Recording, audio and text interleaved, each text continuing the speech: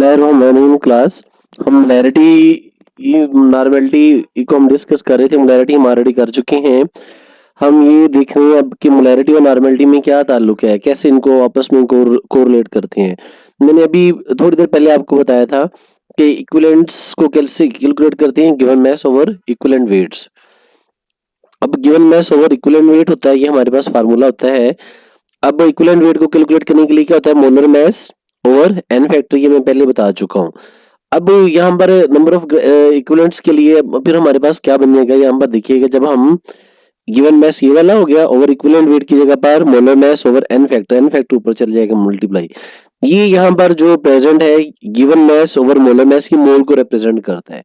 Number of gram equivalents किसके equal होगी, मोल into n factors. अब यहाँ पर अगर हम इनको लीटर पर डिवाइड कर दें तो equivalent weight over number of gram equivalents over litre क्या होता है, ये normality. Number of moles over litre क्या होता है, ये मोलैरिटी इनटू एन फैक्टर। तो नॉर्मेलिटी किसके इक्वल हो गया, मोलैरिटी इनटू एन फैक्टर। ये हमारा बेसिक एक ना छोटा सा रिलेशनशिप है जिसको आप माइंड में रखिएगा। अब आगे ना हम मूव करते होते हैं एन फैक्टर्स के लिए। मोस्टली हम ना मतलब इक्विवेलेंट वेट के लिए इसकी क्या था, हमारे पास गिवन मास था ओवर एन फैक्टर था। इक्विवेलेंट्स को कैसे कैलकुलेट करते थे, हमने देखा था इक्विवेलेंट्स किसके इक्वल थे, number of moles into n factors. और नंबर ऑफ मोल्स के लिए क्या था, given mass over molar mass. तो नॉर्मेलिटी किसके इक्वल थी, ये भी देखा था, मोलैरिटी इनटू एन फैक्टर। अब हमारे पास ये डिफरेंट केसेस हैं जिसके लिहाज से हमने एन फैक्टर को देखना है, एसिड्स को, बेसिस को, एटम्स को, पॉलीएटॉमिक स्पीशीज को, साल्ट्स को, ऑक्सीडाइजिंग एंड रिड्यूसिंग एजेंट्स को। पहला देखते हैं एन फैक्टर ऑफ एसिड्स। यहाँ पर HCl है, इसमें हम ये देखते हैं कि कितने ये इसकी बेसिसिटी कितनी है। बेसिसिटी मीन कितने ये H positive ion aqueous medium में देता है। अब यहाँ पर HCl एक देता है तो इसलिए इसका एन फैक्टर 1। H2SO4 कितने देता है, ये 2 H पॉजिटिव आयन देता है इसलिए इसका एन फैक्टर कितना होगा 2।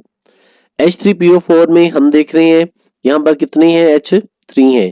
ये तीनों H वो वाले हैं, ये वाले गौर से देखिए जो कि ऑक्सीजन के साथ डायरेक्टली कनेक्टेड, वही हाइड्रोजन डिसोसिएट होंगे जो कि ऑक्सीजन के साथ डायरेक्टली कनेक्टेड है। जो कि ऑक्सीजन के साथ डायरेक्टली कनेक्टेड नहीं है वो डिसोसिएट नहीं होंगे। यहाँ पर 3 तरह के हैं हमारे पास ना, मतलब एक इसमें एक ये वाला, एक ये वाला और एक ये, हमारे पास 3 यानी OH है जो कि डिसोसिएट हो जाते हैं, इसलिए इसका एन फैक्टर कितना 3। H3PO3 में क्या क्या है, अब इसमें एक H है जो कि डायरेक्टली इसके साथ फास्फोरस के साथ कनेक्टेड है तो ये डिसोसिएट नहीं होगा। इस केस में एन फैक्टर कितना है, H3PO3 में 2 होता है। और H3PO2 में 2 H हैं जो कि डायरेक्टली कनेक्टेड है फास्फोरस के साथ, ये वाले ये डायरेक्टली डिसोसिएट नहीं होते, सिर्फ एक H पॉजिटिव होगा जो डिसोसिएट होगा, इसलिए इसका एन फैक्टर कितना है 1 है। तो इट मींस कि इसका एन फैक्टर बहुत ही इंपॉर्टेंट है जो याद रखना आपने। मेरी एक ट्रिक थी इसमें, मैंने क्या रखा हुआ था, ये मैंने नीचे लिखा हुआ है कि नंबर ऑफ एन फैक्टर किसके इक्वल होगा, नंबर ऑफ ऑक्सीजन एटम्स -1 इन तीनों के लिए। इसमें ऑक्सीजन एटम 4 थे, ये 4 में से 1 निकाल दें तो कितना आ जाएगा 3। इसमें ऑक्सीजन एटम 3 है, 3 में से 1 निकाल दें 2। इसमें से ऑक्सीजन एटम 2 है तो 2 में से 1 निकाल दें तो कितना आ जाएगा 1। अब सिमिलरली बोरिक एसिड H3BO3, ये कितने H पॉजिटिव को मतलब ना कितने ये हमारे पास, इसके हमने ये देखना कितने ये डिसोसिएट कर सकता है या कितने OH को ये एक्सेप्ट कर सकता है। इसके पास ये एक ही O यानी उसको एक्सेप्ट करता है तो इसलिए इसका एन फैक्टर कितना है 1 है। अब ये नॉन मेटल्स के ऑक्साइड्स हैं, SO2, SO3, SCO2, ये सारे नॉन मेटल्स हैं, एसिटिक ऑक्साइड्स हैं।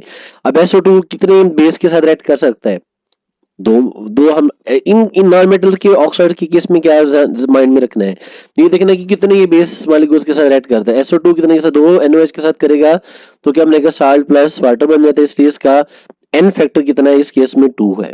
कितना एन फैक्टर 2 है। अब दूसरा नीचे आ जाता है, यानी इसमें क्या है, number of hydrogen ions attracted by SO2, ये कितने थे 2 थे, इसलिए इनका एन फैक्टर 2 था। SO3 के केस में भी कितने होते हैं 2 हैं, जब 2 NaOH होते हैं तो इसका एन फैक्टर भी 2 होगा। एन फैक्टर क्या होता है, number of OH ions attracted by SO3, यहाँ पर 2 था। अब एसिटिक एसिड में एन फैक्टर कितना, एक H पॉजिटिव आयन देता है इसलिए इसका एन फैक्टर कितना है 1 है। अब इस केस में ऑक्सैलिक एसिड कितने देता है, 2 देता है, इसलिए इसका एन फैक्टर कितना है 2 है। N factor for basis, basis में क्या होता है, जितने OH आयन वो देता है या जितने वो H पॉजिटिव आयन के साथ वो इंटरेक्ट करता है वो बेस की वो एसिडिटी कहलाती है। अब NaOH में अगर एक H पॉजिटिव आयन आ जाए तो उसकी क्या कहलाएगी, एसिडिटी कहलाएगी। अब एक OH दे रहा है, इसका n फैक्टर 1 है। ये मैग्नीशियम MgOH ट्वाइस ये 2 दे रहा है, इसका 2 है।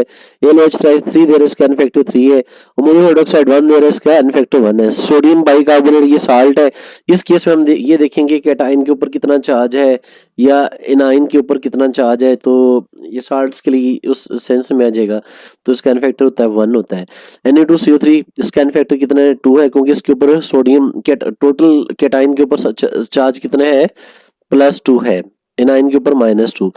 अमोनिया एक वीक बेस है, इसका n फैक्टर कितना है 1 है, क्योंकि इसके पास एक लोन पेयर है। ये एक लोन पेयर क्या कर सकता है, एक लोन पेयर की मदद से एक H पॉजिटिव आयन को अट्रैक्ट कर सकता है। H पॉजिटिव आयन को एक अट्रैक्ट करेगा तो वो इसकी एसिडिटी कहलाएगा, तो इसलिए इसका n फैक्टर 1 है। ये नीचे दिया हुआ है मैंने एग्जांपल। अच्छा, अब ना हमारे पास एटम्स के केस में क्या होता है, एटम के केस में atomic weight, atomic mass over n factor होता था क्या। अब सपोज हमारे पास इसमें हमने देखना है n फैक्टर क्या होता है, वैलेंसी फैक्टर भी इसको बोल देते हैं। अब ग्रुप 1 वाले हैं, उनकी वैलेंसी कितनी होती है 1 होती है, जैसे लिथियम है, सोडियम है, पोटेशियम है, रुबिडियम है, सीजियम है, इसलिए इनका n फैक्टर कितना होता है 1 है। यानी ये एक ही इलेक्ट्रॉन दे सकते हैं, इसलिए इनकी वैलेंसी 1 होती है और इसका n फैक्टर होता है। अब ग्रुप 2 वाले कितने होते हैं, beryllium, magnesium, calcium, strontium, barium, इनमें टेंडेंसी होती है ये दो इलेक्ट्रॉन का लॉस करते हैं, इसलिए इनका n फैक्टर कितना होता है 2 होता है। अब ग्रुप 13 वाले, मतलब इनमें क्या होता है, इसका n फैक्टर कैसे हम कैलकुलेट करते हैं, आप 13 में से 8 निकाल लो, 5 बचेगा। ये 3 इलेक्ट्रॉन गेन करने की टेंडेंसी रखते हैं, तो इसलिए इनका n फैक्टर कितना होता है 3 होता है। अब ग्रुप 14 में ये चेक कर लें, 14 वाले आप गौर से देखिएगा, जैसे ये दो हमारे पास ये 14 वाले ये 4 इलेक्ट्रॉन्स लेने की टेंडेंसी रखते हैं, 4 इलेक्ट्रॉन लेने की टेंडेंसी की वजह से ये क्या कर सकते हैं, इसलिए इनका n फैक्टर कितना होता है 4 होता है। अब ग्रुप 15 में आके क्या हो जाता है, ग्रुप 15 में हमारे पास इसका n फैक्टर कितना होता है, ग्रुप 50 में n फैक्टर कितना होता है 3 होता है, क्योंकि इनके ये 3 इलेक्ट्रॉन्स के साथ इंटरेक्ट कर सकते हैं, इसलिए इनका n फैक्टर कितना होता है 3 होता है। ग्रुप 16 जिनको चाक्लोजेंस भी बोलते हैं, इनका n फैक्टर कितना होता है 2 होता है। जैसे ऑक्सीजन है, सल्फर है, सेलेनियम है, वो सारे इसी में आ जाते हैं। जबकि ग्रुप 14 में carbon, silicon, germanium, tin, lead, ये सारे इसी में आ जाते हैं, यानी ये 4 इलेक्ट्रॉन के साथ इंटरेक्ट कर सकते हैं। अब ग्रुप 16 में ये 2 होगा। ग्रुप 17 में फ्लोरीन, क्लोरीन, ब्रोमीन, आयोडीन, ये एक इलेक्ट्रॉन लेने का रुझान रखते हैं, इसलिए इनका n फैक्टर कितना हो गया 1। ग्रुप 18 में आ जाए, इनका n फैक्टर कितना होता है 0 होता है, क्योंकि ये कुछ भी ना इलेक्ट्रॉन लेते हैं ना देते हैं।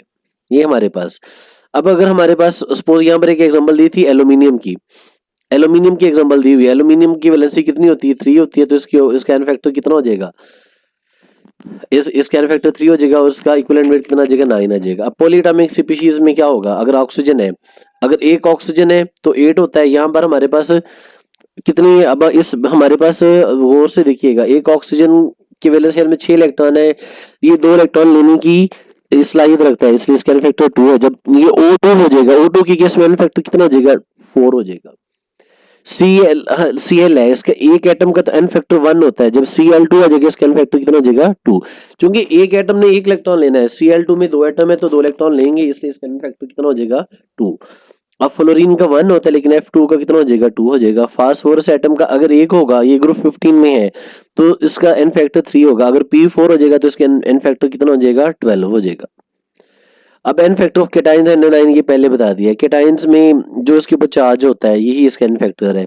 ये Fe3 पॉजिटिव का 3 है, केटाइन या एनाइन के ऊपर जो चार्ज होता है, ये SCO3 2 नेगेटिव इसका 2 है, SO4 2 नेगेटिव इसका 2 है, Na पॉजिटिव इसका 1 है, NH4 पॉजिटिव 1 है। तो n फैक्टर ये सार्ट्स का कैसे होता है, ये भी मैंने आपको सिंपल सा समझा दिया। टोटल पॉजिटिव चार्ज या नेगेटिव चार्ज, इसको हमने कंसीडर करना है। ये सिंपल सी एग्जांपल्स है, इनको देख लें, मतलब कितना है क्या नहीं है। सोडियम के ऊपर +1 है, इधर सोडियम के ऊपर 2 सोडियम में +2 और ये एल्यूमिनियम के 2 हैं तो +6 हो जाएगा।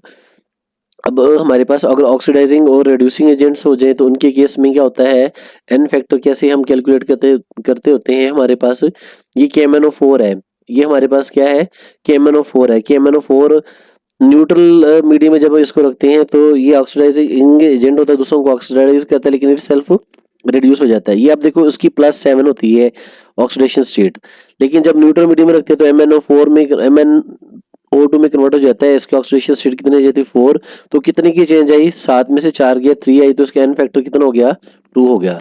अब इस ड्रग मीडियम के अंदर ये +7 से किस में चला जाता है, +2 में चले जाए, तो कितनी की चेंज आई है, यहाँ पर 7 से 2 में गया है, तो प्लस इसमें 5 की चेंज आई, इसका एन फैक्टर कितना होगा 5। अगर बेसिक मीडियम में रखा जाए KMnO4 को, तो ये बेसिक मीडियम में ये 7 से किधर चला जाता है 6 में चला जाता है, K2MnO4 में चला जाता है, तो इसका एन फैक्टर कितना हुआ 1 हुआ।